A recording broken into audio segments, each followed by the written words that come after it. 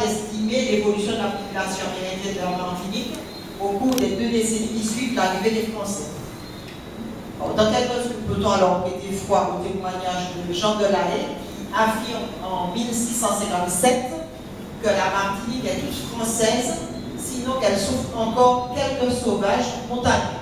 Il parle en 1657, les Français arrivent en 1637, et pour lui en 1657, il y a quelques sauvages montagneux. Que dit Jean-Baptiste Dutertre? En 1658, il fait le récit de l'expulsion. L'année 1658, c'est celle où Dutertre nous raconte que les Français ont entièrement chassé les sauvages, je le cite, entièrement chassé les sauvages de la Capesterre. Alors, dans quelle mesure la population amérindienne s'est-elle alors maintenue à la Martinique après 1658? Et comment repérer la trace de la population amérindienne de la Martinique? Alors, source principale utilisée à la Martinique concernant la population amérindienne, l'histoire générale des Antilles du révérend Pierre Dutertre est à l'origine de tous les récits des événements de 1658. Alors, cet ouvrage qui a été publié a été réédité. Vous trouvez assez facilement dans les bibliothèques ou à la bibliothèque chercheur, peut-être même que vous avez chez vous, ces 3 volumes de l'histoire générale des Antilles. Peut-être dans les Haïtiens à la bibliothèque des Croisillets. Ou de toute façon, ils sont à la bibliothèque centrale. Alors, les auteurs consultés estiment unanimement, à la suite du célèbre chroniqueur, que 1658 est la date de ce qu'on appelle traditionnellement l'expulsion des Caraïbes. Donc, on aurait pu penser alors il y a c'est après ça qu'on va voir naître le mythe, mais là, c'est au XXe siècle que le mythe de suicide collectif va apparaître. Nous en parlons tout à l'heure. J'ai trouvé un texte très intéressant qui date de 1664. Alors, ce sont les ordonnances prises par Alexandre de Prouville, seigneur de Tracy, qui constituent donc une preuve irréfutable que loin d'avoir été expulsés définitivement, les Caraïbes se sont installés plus au sud. En effet, de Tracy, dans l'article 9 de l'ordonnance du 19 juin 1664, ordonne que les terres qui ont été laissées aux Caraïbes leur seront conservées sans qu'ils puissent être molestés par aucun Français. Alors, il est vrai aussi qu'il légifère le 19 novembre 1664 afin de soumettre ces populations à l'autorité du roi. Donc, on trouve bien ce texte-là au XVIIe siècle où on nous parle de terres qui ont été laissées, qui ont été conservées aux Caraïbes. Donc, vraisemblablement, il s'agit de la Pointe-la-Rose. Donc, à la Pointe-la-Rose, où tout au long du XVIIIe siècle, on va voir se développer une communauté, on va dire, bon, je ne vais pas parler de territoire, mais en tout cas, on a les actes d'état civil montrent de toute façon que la Pointe-la-Rose, qui à cette époque faisait partie du territoire du François, aujourd'hui, Pointe-la-Rose, c'est au Robert. Parce qu'il y a eu un changement entre les maires sur on va dire, des 2 quartiers en fait. Pointe-la-Rose était au François et maintenant au Robert, il y avait un autre quartier qui s'appelle Bois-Jaunis qui faisait partie du Robert qui va passer au François. Donc, on peut penser qu'il s'agit de ce territoire. Mais il y a aussi d'autres points. Si on prend les cartes anciennes de la Martinique, on voit qu'il y a des territoires Caraïbes sur toute la côte atlantique, et puis il y en a aussi sur la côte Caraïbe. Autre texte intéressant, que j'ai trouvé toujours aux archives départementales, la syntaxe de 1678 de Blénac, dans un rapport adressé au ministre en 1678, Blénac, qui occupe les fonctions de lieutenant général de la Martinique, propose bien que l'on maria les Blancs avec les Caraïbes, puisqu'il disait que leur nombre s'élevait officiellement à moins d'une 50aine. Blénac lui-même, dans un mémoire daté de 1679, donc l'année suivante, parle de la facilité qu'il y aurait à détruire.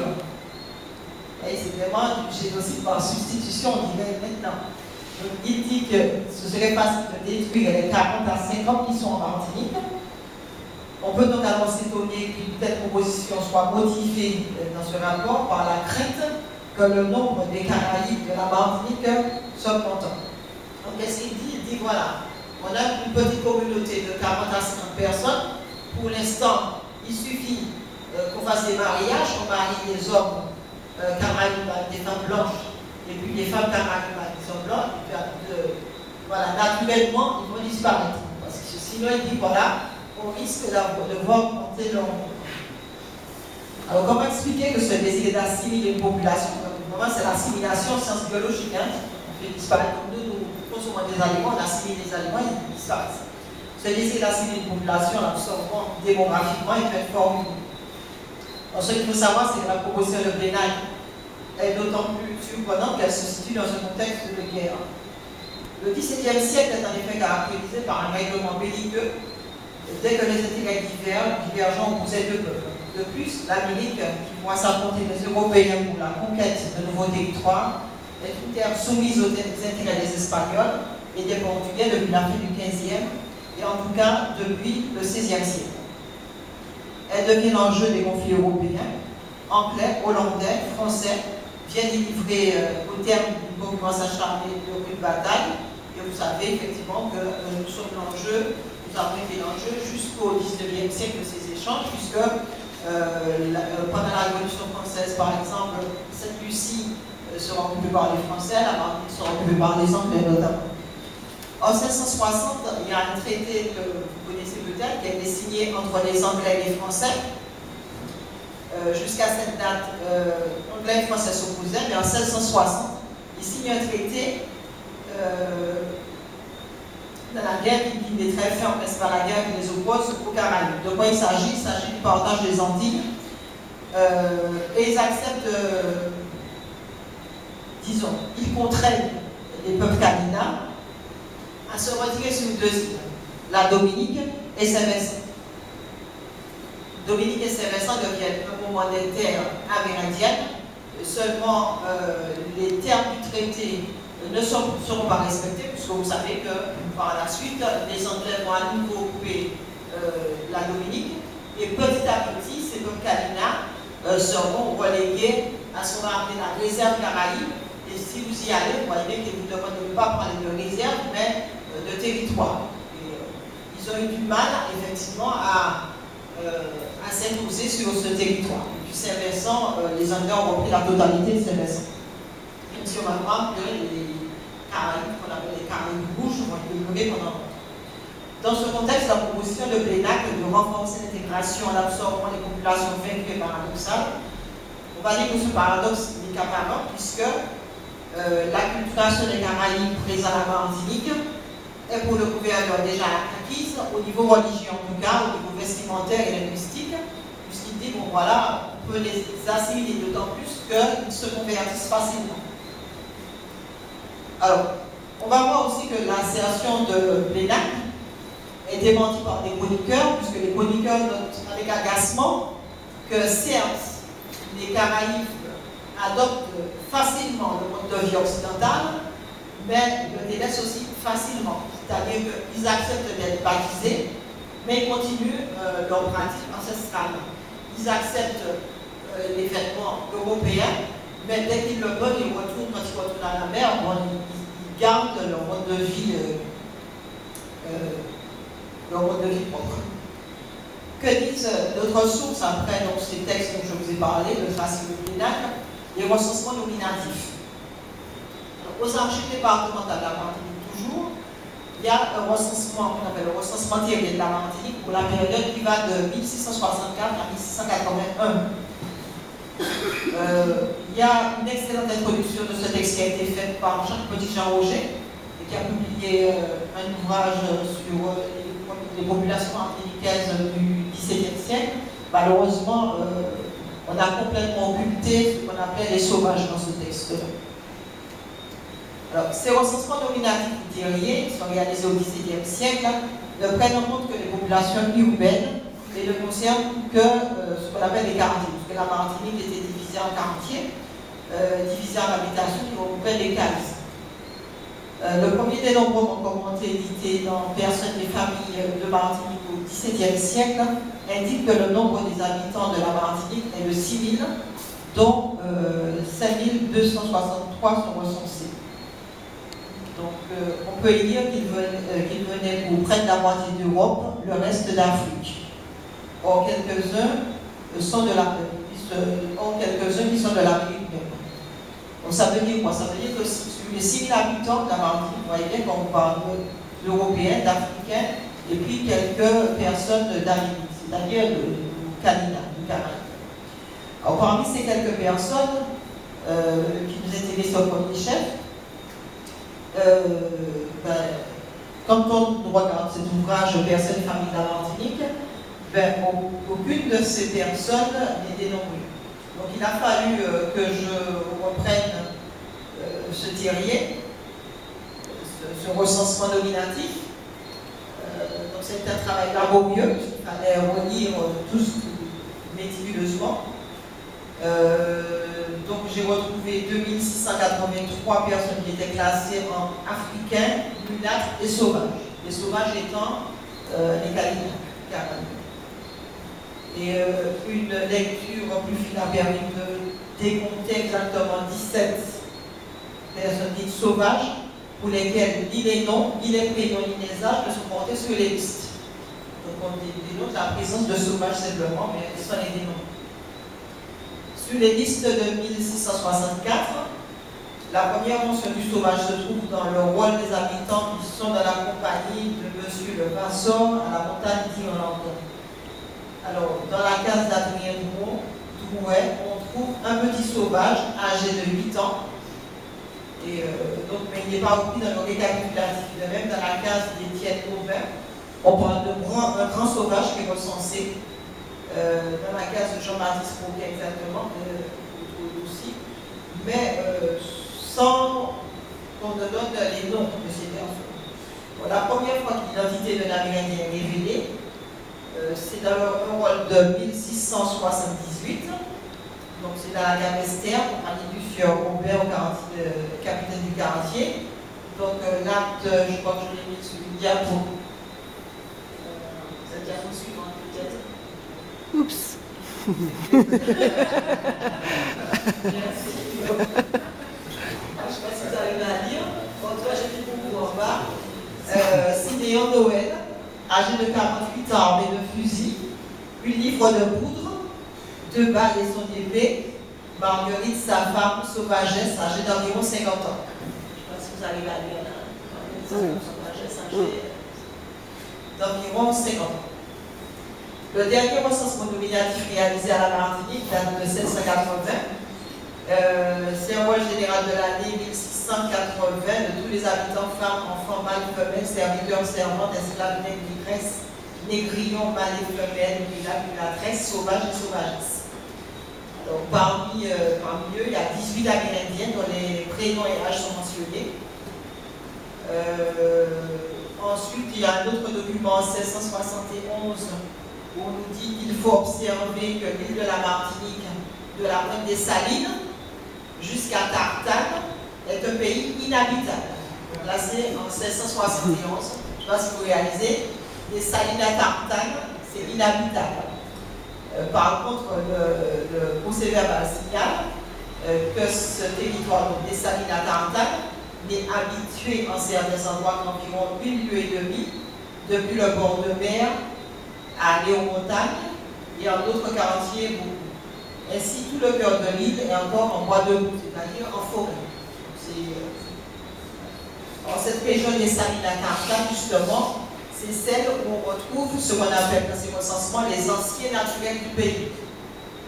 Donc, progressivement, cette région sera occupée par les Français et cela explique que sur les premières cartes de la Martinique, on ne parle pas de l'occupation des Caraïbes puisque tout simplement les Français n'y allaient pas. Pour eux, c'était les terres, je ne sais pas si vous avez déjà vu la carte de la Martinique qui est divisée en deux.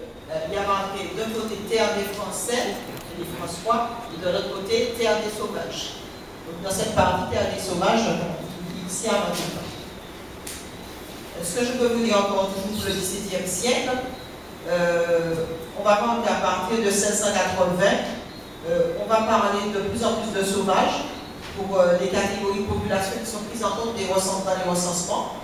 Et même si ces recensements ne sont pas fiables, puisque ce ne sont pas des statistiques faites avec les moyens dont nous disposons aujourd'hui, on peut dire que ces statistiques relèvent quelques éléments qui nous permettent d'évaluer la population amérindienne en Martinique. Donc c'est la diapositive suivante. Donc, ce tableau, après. Voilà. Donc, j'ai repris les chiffres à partir des documents d'archives. Population amérindienne recensée sur 6 000 habitants, il y a environ 17 Caraïbes recensés. En 1679, l'ENAC parle de 40 à 50. En 1682, sur 14 085 habitants, 61 Caraïbes. En 1784, sur une population de 15 595, il y a 114, dont 90 sont Caraïbes libres et 49 sont esclaves.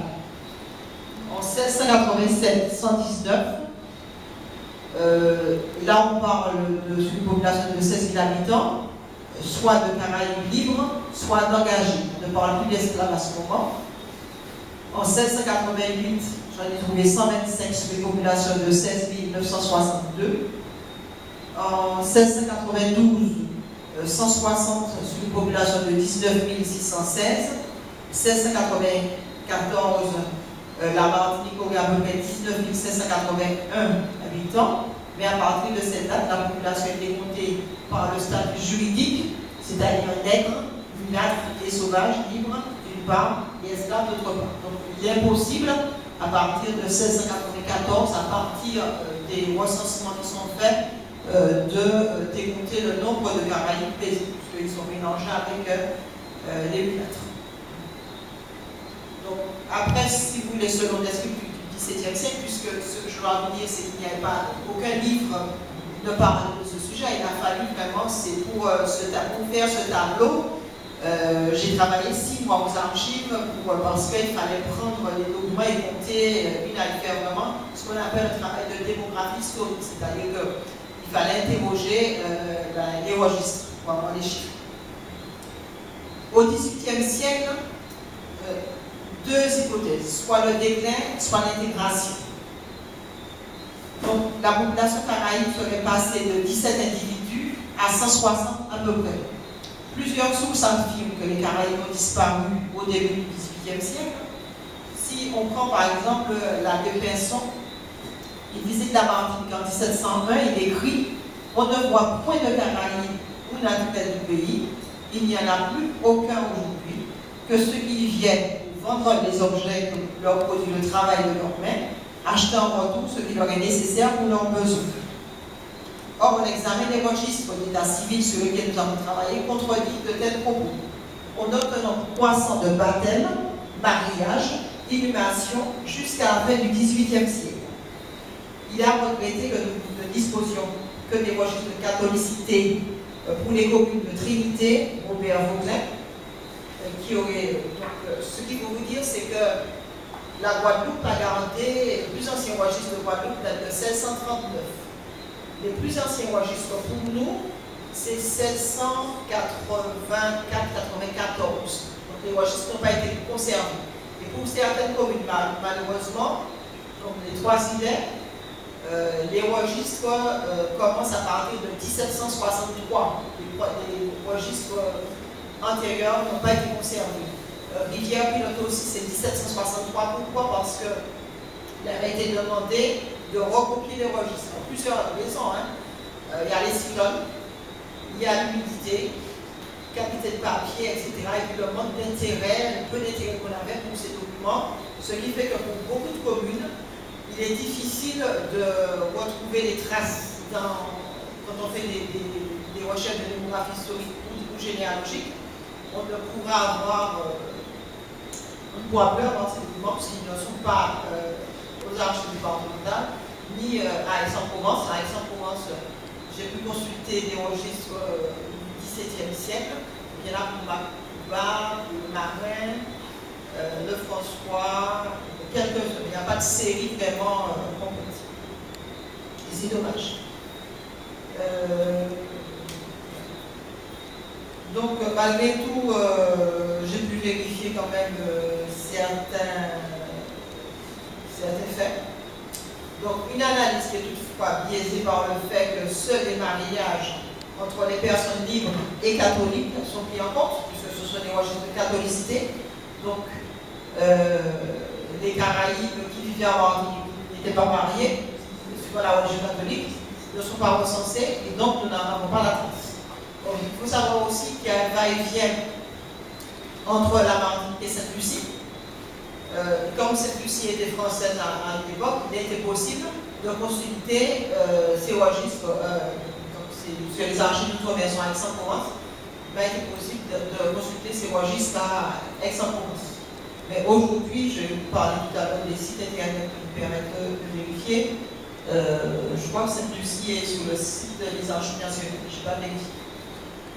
Donc je disais que cette analyse que j'ai faite et ce dictionnaire, c'est un peu biaisé par le fait que seules les personnes qui se sont mariées dans la religion catholique sont recensées. La présence de Caraïbes, on va voir qu'on la retrouve surtout sur la côte atlantique, puisque c'est de ce côté-là que les Français n'étaient pas. Et s'il y a une carte que j'ai consultée aux archives, de 1749, la carte de Robert de Beaumondy, où on voit clairement les localisations des Caraïbes, du Robert jusqu'au Beauvais, dans tout le sud. Sur la carte, on voit les localisations des Caraïbes. Donc, même si nous n'avons pas les registres, nous savons effectivement qu'ils sont présents. Une lecture donc attentive de ces registres montre que des relations existaient entre les Caraïbes de Saint-Vincent et de la Martinique. Et j'ai retrouvé, en recherche en déclarant, j'ai retrouvé un acte, je crois que, ah oui, il est sur mon ordinateur, je l'ai retrouvé tout à l'heure. C'est un jeune Caraïbe qui vient donc, je vous dis là, aujourd'hui le 15 mars 1769, a été baptisé dans l'église des Trois-Îlets Louis-Isaac Caraïbe Rouge, natif de Saint-Vincent, âgé de 17 ans environ, et qui est donc ce Caraïbe de Saint-Vincent, qui est donc baptisé aux Trois-Îlets. Malheureusement, je n'ai trouvé qu'un, j'ai pris les registres des Trois-Îlets de 1763 jusqu'à 1780. C'était pas difficile à faire parce que sur chaque registre, comme c'est une petite commune, c'est à peu près 8 pages. Si on peut se connecter tout à l'heure, je vais vous les montrer. Et je ne trouvais qu'un seul de ces carrés. En tout cas, c'est une preuve, si on avait besoin, des relations des Caraïbes de Saint-Vincent, donc qui venaient, parce que ce jeune homme est venu, s'il est venu se faire baptiser aux Trois-Îlets, ça veut dire qu'il y a un lien, parce qu'ils ne sont pas venus comme ça de manière incongrue. Pareil, marraines sont de Trois-Îlets, donc on parle de la marraine, c'est Marie-Louise Bégoulatrice Libre, et Louis Chausset certainement, qui est peut-être un Caraïbe du Robert, j'ai vérifié, bon, je n'ai pas trouvé, mais c'est une hypothèse. En tout cas, ce qui est certain, c'est que il est fait état, dans ce registre de 1769, de ce baptême dans l'église des Trois-Îlets, de ce Caraïbe rouge de Saint-Vincent, qui est venu. Donc on pourra faire une copie de cet acte sans problème. 19e siècle, on va dire que c'est une période d'intégration. Au 19e siècle, parlant des Caraïbes, Renoir écrit qu'il serait difficile de donner sur ce peuple des renseignements précis puisqu'il n'existe plus. Autre auteur cité d'année qui affirme qu'ils ont actuellement complètement disparu et c'est à peine si on trouverait quelques traces de leur ancien séjour dans les colonies françaises. Mais j'étais surprise en lisant aux archives municipales de Bordeaux la grande encyclopédie qui est publiée à Paris en 1894, où j'ai lu qu'il reste aujourd'hui à la Martinique quelques Caraïbes métissés vivant dans des wagons écartés. Donc là, c'est une encyclopédie publiée donc en 1894 qui dit qu'il reste à la Martinique des Caraïbes métissés, des wagons écartés. Je vous ai donné l'exemple de Pointe-la-Rose, mais il y en a d'autres, puisqu'on sait que sur toute la côte, je vous disais, atlantique, les cartes montraient qu'il y avait des Caraïbes dans tout le sud de Tartane, on va dire, jusqu'au sud de la Martinique. Quel est le poids démographique de ces Caraïbes selon les historiens du XXe siècle? Donc on est en droit d'analyser la position des historiens chercheurs du XXe siècle. Donc l'auteur qui a la plus précieuse contribution est Joseph Renard, qui publie en 1938 que ces Caraïbes se mélangèrent peu à peu à leur entourage, se confondant aujourd'hui avec l'ensemble de la population. Parce que j'ai été frappé effectivement dans toute mon enfance où on parlait de personnes et un type Caraïbe. Je ne sais pas si vous avez entendu ça certainement. On dit ah oui, cette personne-là a des cheveux Caraïbes, cette personne-là a un type Caraïbe. On disait tout le temps, on entendait ça, ça c'est un descendant Caraïbe. Et là effectivement, donc 1938, il parle de ce mélange. Autre document sur cette thèse de l'intégration, Eugène Revers, qui est inspecteur de l'éducation nationale, qui fait sa thèse sur la Martinique en 1949 et il a participé à des fouilles archéologiques. Il précise que, je le cite, le mélange a été fort actif tout au début de la colonisation. Alors, dans le chapitre qui consacre aux Caraïbes, Eugène Revers base son analyse à la fois sur les récits des chroniqueurs, sur les recensements nominatifs du XVIIe siècle et bien sûr sur ses propres recherches qu'il a menées sur le terrain entre 1937 et 1941. Il reprend le père Mouton, qui est un chroniqueur, qui fait état des relations amicales entretenues par du parentel des Caraïbes. Et on va dire que donc quand j'ai lu ce texte de Eugène Revers, j'ai eu la chance, comme je vous disais, de participer à des fouilles archéologiques et de travailler au musée départemental quand j'étais étudiante. Et quand il y a eu des sondages sur l'île des Chancelles, sur l'île des Madame, et d'après Eugène Revers, les idées de même. Donc l'île des Chancelles était appelée l'île des Monsieur, l'île des Madame s'appelle toujours l'île des Madame, du nom des du parquet, et il semblerait que la pointe de l'écurie s'appelle comme ça parce que du parquet laissait ses chevaux dans l'écurie et partait sur des idées des Madame et des Chancelles et qu'il aurait eu des relations très amicales avec les Caraïbes qui y vivaient. Et effectivement, les fouilles archéologiques montrent qu'il y a eu présence des Caraïbes sous ces idées. Donc, Eugène Revers reprend la date de 1758 et il signale dans une brochure publiée en 1947 qu'il existe encore quelques familles qui descendent authentiquement des Caraïbes. Il s'agit de 1947 à partir donc, des recherches, des enquêtes qu'il a faites pour sa thèse. Je me rappelle qu'étant inspecteur de l'éducation nationale, il a pu effectivement se déplacer sur toute la Martinique. On comprend mal alors qu'Armand Nicolas écrive en 1996 qu'à la fin du XVIIIe siècle, il n'y avait pratiquement plus de Caraïbes dans l'île et aucun recensement ne signale plus leur présence. Alors, pourtant, dans les années 1960, la Société d'histoire de la Martinique signalait que l'inventaire exhaustif des survivances Caraïbes en Martinique n'a jamais été dressé systématiquement. Et Jacques Petit-Jean-Roger, auteur de l'article publié dans les Annales, ajoutait que la moisson serait sûrement très riche. Quant aux chercheurs canadiens qui ont travaillé sur la survivance de la poterie Caraïbe à Sainte-Anne, ils remarquent à leur tour que l'étude des registres d'état civil n'ayant pas été exhaustive, on ne peut tirer des conclusions définitives sur les origines de la population. Et ces chercheurs canadiens concluaient donc dans les années 60 que tout de même il y avait une empreinte Caraïbe intégrable à la Martinique. Et aujourd'hui, donc, j'étais donc surprise de voir que Armand Nicolas, qui a publié récemment, écrive ça, qu'à la fin du XVIIIe, il n'y avait pratiquement plus de Caraïbes sur l'île. Alors, dès lors, une enquête de démographie historique était nécessaire, sinon